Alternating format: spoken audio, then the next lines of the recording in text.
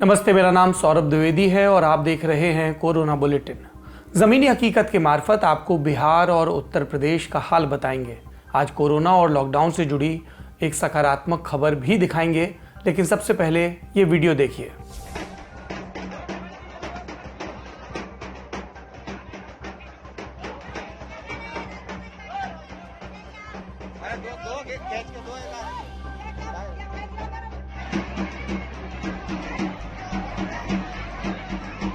Corona भगाने के लिए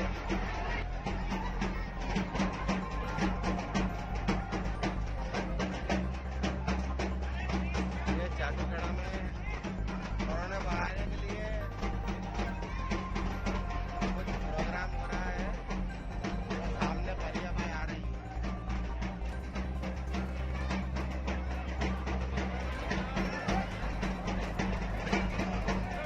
इसका दावा है कि कोरोना नहीं आएगा, ऐसा करना है। ये नीर बांट रहे हैं, जल।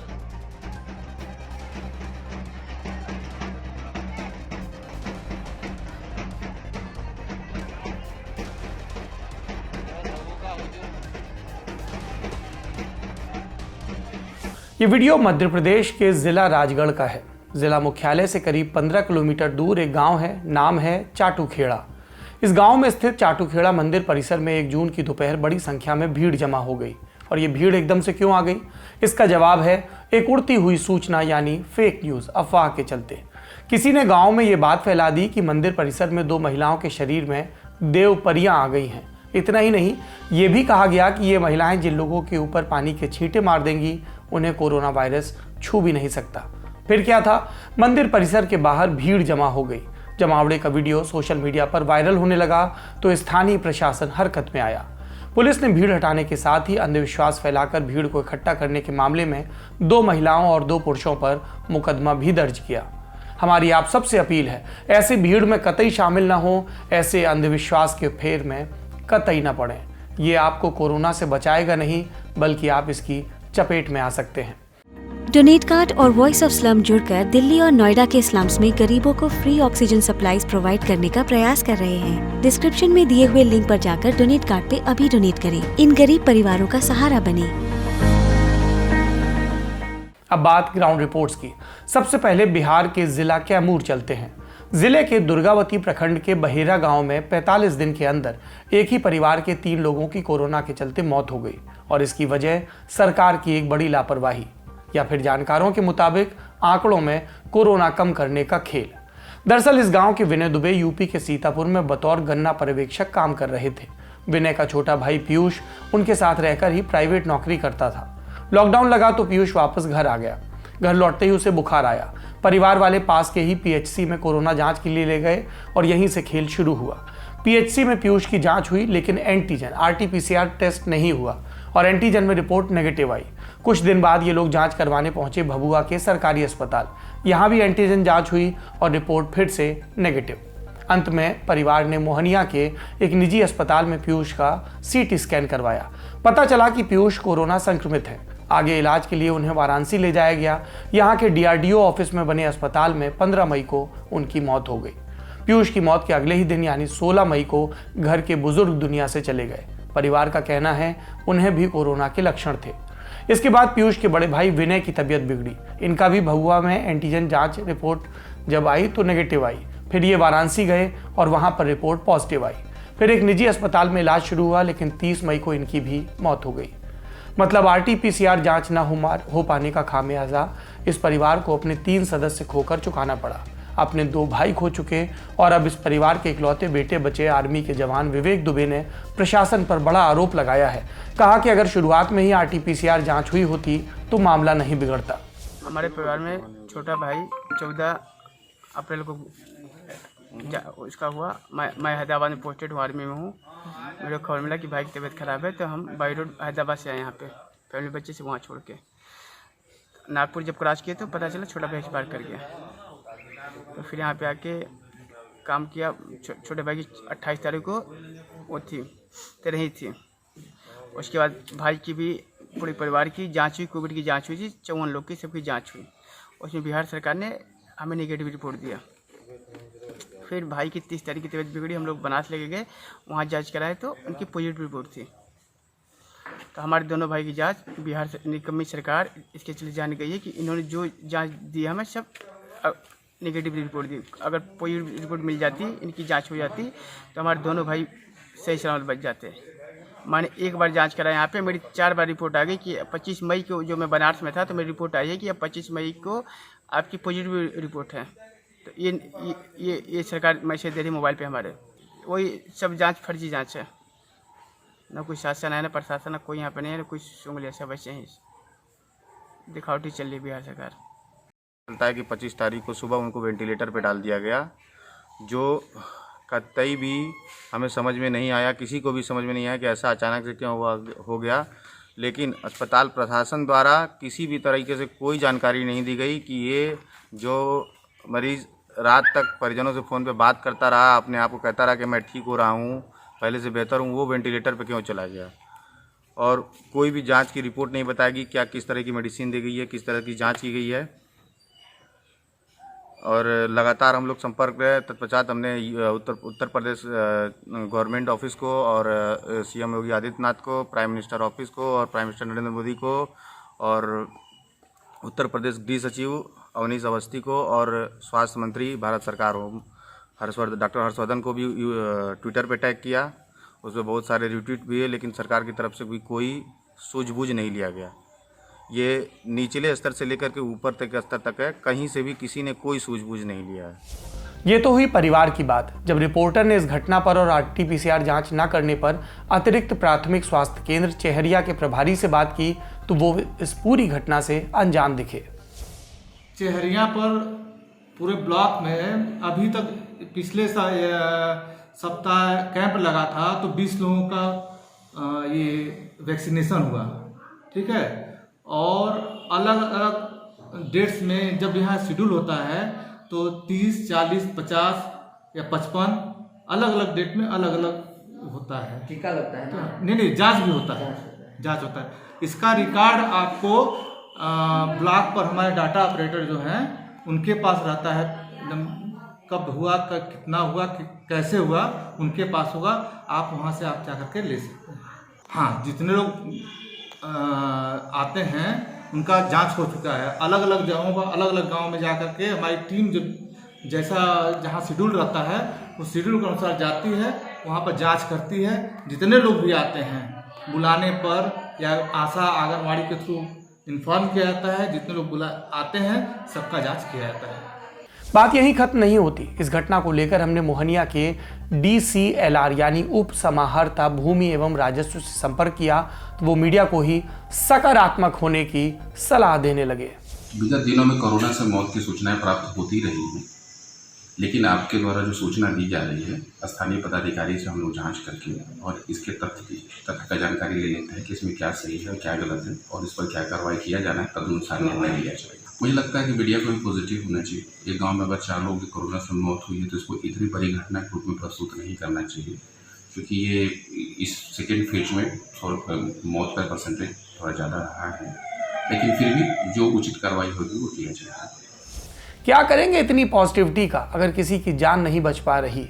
बिहार के बाद अब चलते हैं यूपी, जहां ललन टॉप की दूसरी टीम पहुंच चुकी है। ये टीम फिलहाल मुजफ्फरनगर के बेहड़ा अस्सा गांव में पहुंची। यहां हमारे संवाददाता सिद्धांत को रमेश के बारे में पता चला। पिछले महीने तक रमेश इसी गांव में एक परचून की दुकान चलाते थे, साथ में सिलाई का काम करते थे। इससे जो कमाई होती थी उससे परिवार चलता था। पर कोरोना की दूसरी लहर रमेश का परिवार उजाड़ गई। रमेश को कोरोना हुआ, बेड नहीं मिला, जान चली गई। और अब क्या हालात हैं इस रिपोर्ट में देखिए। रमेश जी की तबीयत कब से खराब होना शुरू हुई थी? रमेश जी की तबीयत लगभग जब उनकी मृत्यु हुई उससे 20-25 दिन से तबीयत खराब हुई। उनकी कितनी तारीख थी? 19/5 को उनकी डेथ हुई थी। हाँ जी, 19 मई को उनकी डेथ हुई थी। ठीक है। उससे लगभग 15-20 दिन पहले उनकी तबीयत खराब होनी शुरू हुई थी। बुखार हुआ था उनको और फिर उनको सांस लेने में दिक्कत हो रही थी, खांसी हो रही थी, बलगम आ रहा था उनको। उसके बाद वो गाँव में इलाज कराते रहे। फिर उसके बाद शहर गए मुजफ्फरनगर में, वहाँ से दवाई चली, बोतल लगवाई उन्होंने, ड्रिप लगवाई। उसके बाद कुछ तबीयत में सुधार आया। फिर उसके 5-6 दिन बाद फिर दोबारा उनकी तबीयत बिगड़ गई। तो फिर दोबारा मुजफ्फरनगर ले गए तो उनका टेस्ट कराया, कोविड पॉजिटिव निकले। वो कोरोना का टेस्ट हुआ था उनका? कोरोना का टेस्ट कराया था उनका और उनकी प्लेटें भी डाउन थी, ऑक्सीजन लेवल कम था खून में। उसके बाद डॉक्टर ने कहा कि भाई इनको आप कहीं और दिखा लो। क्यों डॉक्टर ने क्यों कहा? डॉक्टर ने कहा कि मेरे पास भर्ती करने की व्यवस्था नहीं है, आप दूसरी जगह कर लो। अच्छा हाँ जी। ऑक्सीजन के लिए मना किया था, ऑक्सीजन के लिए मना कर दिया था, ऑक्सीजन नहीं है उनके पास, ये नहीं है ऐसा बोला था। फिर उसके बाद पता किया सरकारी अस्पताल में, और इधर बिगरजपुर मेडिकल कॉलेज है मुजफ्फरनगर, उसमें पता किया कि ऑक्सीजन की व्यवस्था है। उन्होंने कहा ऑक्सीजन तो है लेकिन बेड नहीं है, बेड की व्यवस्था नहीं है। सरकारी अस्पताल में पता किया, कहाँ ऑक्सीजन तो नहीं है लेकिन बेड भी नहीं है यहाँ, आप कहीं और प्राइवेट अस्पताल में भर्ती कर लो। प्राइवेट अस्पताल में गए तो वहाँ उन्होंने बताया कि 20-25 हज़ार रुपये पर डे का खर्च आएगा। इसका परिवार छोटा है, गरीब है, वह नहीं कर पाया, सहन नहीं कर पाएंगे इतना वह, तो फिर इसको घर ले आए। घर लेकर किस तारीख को आए आप लोग? घर लेकर आए थे हम 17 तारीख को। 17 मई को? हाँ जी, 17 मई को शाम के लगभग 3 बजे घर लेकर आए थे। अच्छा। और 18 मई को लगभग 1 बजे 12:30 बजे के लगभग उनकी डेथ हो गई। अच्छा ये बताइएगा, जिस समय कोविड हो जाता है किसी मरीज को, हाँ जी, 17 को मान लीजिए वो घर आए, 17 के कितने दिन पहले कोविड का जांच हुआ था उनका? कोविड का 4 दिन पहले जांच हुआ था उनकी। अच्छा मतलब 13-14 तारीख के आसपास जांच हुई थी उनकी हाँ जी, कोविड की? हाँ जी। ठीक है। अच्छा कोविड की जांच हुई, तो कोविड की जांच से लेकर 18 तारीख को उनकी डेथ के बीच में कोई फ़ोन, कोई कॉल कहीं? कोई कॉल कुछ नहीं आया उनके पास। फ़ोन चालू था एकदम? फ़ोन चालू था। हाँ। हाँ जी, कोई वो नहीं आया उनके पास फ़ोन, किसी ने फ़ोन नहीं किया। क्या बोल रहे हैं? एक आते हैं आपके पास। हाँ हाँ जी, तो उनके पास कोई फ़ोन नहीं आया, वो घर पे ही रहते थे। वैसे भी कोई ये नहीं है कि फ़ोन वो था, लेकिन फ़ोन नहीं आया उनके पास, ना किसी रिश्तेदार के पास कोई फ़ोन आया कि आप कोविड पॉजिटिव हो, लेकिन ये था टेस्ट में आया था पॉजिटिव है। अच्छा, जब उनकी डेथ हुई 18 तारीख को, तो उनका अंतिम संस्कार कैसे हुआ फिर? अंतिम संस्कार गांव वालों ने ही किया था। उनके कुछ रिश्तेदार थे 2-3 और गांव वाले थे, मोहल्ले वाले थे, सब उन्होंने ही किया था उनका जो अंतिम संस्कार हुआ था। अच्छा ये बताइएगा कि कोविड के बारे में लोग कहते हैं कि अगर कोविड से पीड़ित व्यक्ति की अस्पताल में मौत होती है तो उसको मौत गिना जाएगा, घर पे हो जाती है तो घर पे मौत गिना नहीं जाएगा। क्या आप लोगों ने पता किया कि या किसी को बताया, किसी अधिकारी को फ़ोन करके? मुझे नहीं पता कि कौन कौन यहाँ पे इन्वॉल्व था, आप ही लोग बता सकते हैं, आप लोग लोकल हैं, कि किसी ने बताया होगा कि रमेश जी की डेथ कोविड से हुई है? ये किसी ने बताया ऊपर तो मुझे लगता नहीं कि ऊपर अभी भी यही दर्ज है कि रमेश जी कोविड पॉजिटिव एक व्यक्ति हैं, अभी पता नहीं कि वो जीवित हैं कि मृत हैं, किसी को पता नहीं, ऐसा तो नहीं है? शायद किसी ने बताया नहीं, किसी को मेरे जानकारी में नहीं है कि किसी ने बताया हो, क्योंकि कोई बताने वाला ही नहीं है परिवार में, कौन बताएगा। और बाकी और तो सब आप समझते ही हो सब। आप लोग घर में किसी का फ़ोन आया, कोई मिलने आया, कोई अधिकारी, कभी ऐसा हुआ? हम तो यहाँ नहीं थे, उनकी बच्ची थी यहाँ। अच्छा, घर में कौन कौन था फिर? आप ही थी बच्चा? हाँ जी। कोई आए थे अंकल जी, कोई आए थे गाड़ी से या कभी कोई? हाँ हाँ नहीं जी। अरे वो जो बोल रही है बोलने दीजिए ना, आप नहीं बोलने हो क्यों कह रहे हैं? वो जो बोलेगी समझ के कोई बात नहीं, वो हम समझ जा रहे हैं ना, कैमरा है तो कोई भी नहीं आया था बाबू। अच्छा ये बताओ बाबू कि जब पापा बीमार थे तो जब यहाँ पे आ गए थे तो किसी का फ़ोन आता था पापा के फ़ोन पे हालचाल पूछने को कि बीमार है, तबीयत कैसी? कभी पापा के फ़ोन पे फ़ोन आता था ऐसा? नहीं जी। फ़ोन कहाँ रहता था पापा का? उनके पास ही रहता था, जब तक ठीक था उनके पास ही था फ़ोन। हाँ। वे अपने साथ ही रखते थे फ़ोन। अच्छा, जी। फ़ोन नहीं आता था कोई? जी। तो 18 को रमेश जी की डेथ होती है, और या ये पता चल पाया आप लोग को कि रमेश जी को कैसे इन्फेक्शन हुआ, किससे हुआ होगा कोरोना? ये तो नहीं पता चल पाया जी, क्योंकि उनकी परचून की दुकान थी, कौन आ रहा है कौन जा रहा है, कि दिन में 3-4 सेल्समैन आते थे सामान देने, सामान लेते थे वो यहीं पे, तो ये तो नहीं पता चल पाया कि किससे उनको इन्फेक्शन हुआ या किससे वो पॉजिटिव है, ये नहीं कह सकते कुछ, ये इसके बारे में कोई पता। गांव में अभी क्या स्थिति है कोरोना के टेस्ट की? अभी हो रहा है टेस्ट? गांव में एक दिन आए थे टेस्ट करने के लिए, उन्होंने टेस्ट किया था, लगभग 15-20 लोगों का टेस्ट किया था उन्होंने बस। कितने लोग आए थे पॉजिटिव? 25 लोगों का टेस्ट हुआ था, उनमें से 15 लोगों को पॉजिटिव बता रहे थे। 15 लोग पॉजिटिव आए थे? हाँ जी। किससे टेस्ट किया था? RT-PCR किया था कि छोटा सा सफेद वाले से किया था? वो नाक में डंडी डाल गए उससे किया था।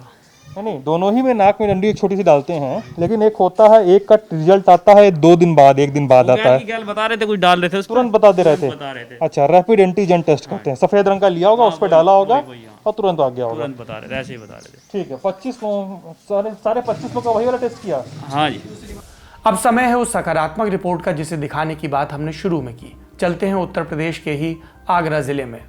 आपकी स्क्रीन पर एक के बाद एक प्लास्टिक की कई कटोरियां दिख रही हैं। 2 महिलाएं भी हैं जो इन कटोरियों में पकाया हुआ भोजन परोस रही हैं। ये महिलाएं एसिड अटैक विक्टिम हैं और ये जगह एक रेस्तरां है, नाम है हैंग आउट कैफे। इसे कुछ एसिड अटैक विक्टिम महिलाएं मिलकर चलाती हैं। कोरोना की दूसरी लहर में इन महिलाओं ने खाना बनाकर ज़रूरतमंदों को देना शुरू किया और ये एक सराहनीय पहल है, इसलिए हमें लगा कि इसे कोरोना बुलेटिन का हिस्सा बनना चाहिए। आज के बुलेटिन में इतना ही। कोविड के प्रति लापरवाही बिल्कुल ना बरतें, अपना और अपनों का खूब ख्याल रखें। शुक्रिया।